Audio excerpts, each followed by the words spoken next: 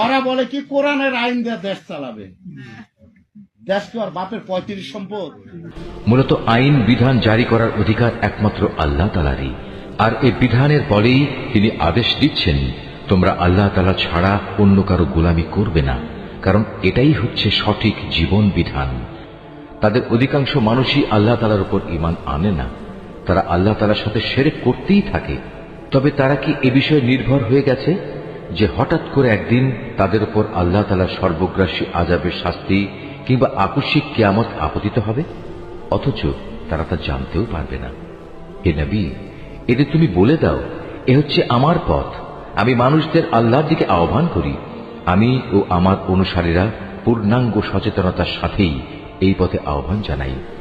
আল্লাহ তাআলা মহান, পবিত্র, এবং আমি কখনো মুশরিকদের অন্তর্ভুক্ত নই। তোমার আগে বিভিন্ন জনপদে যত নবী আমি পাঠিয়েছিলাম তারা সবাই তোমার মতো মানুষই ছিল। আমি তাদের উপর ওহী নাজিল করতাম। এরা কি আমার জমিন পরিভ্রমণ করেনি? করলে অবশ্যই তারা দেখতে পেত এদের পূর্বেকার লোকদের কি ভয়াবহ পরিণাম হয়েছিল।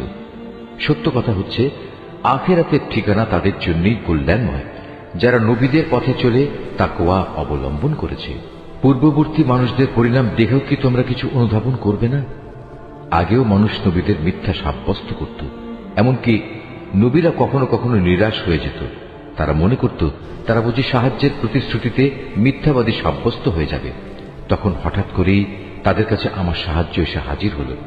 তখন আমি যাকে চাইলাম তাকে শুধু আযাব থেকে নাজাত দিলাম, আর নাফরমান জাতির উপর থেকে আমার আযাব কেউই রোধ করতে পারে না।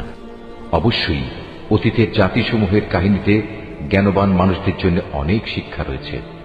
কোরআনের এসব কথা কোনো মন গড়া গল্প নয়, বরং এ হচ্ছে তারই স্পষ্ট সমর্থন যে আসমানি কিতাব তাদের কাছে আগে থেকেই মজুদ রয়েছে, বরং তাতে রয়েছে প্রতিটি বিষয়ের বিস্তারিত ও সঠিক ব্যাখ্যা।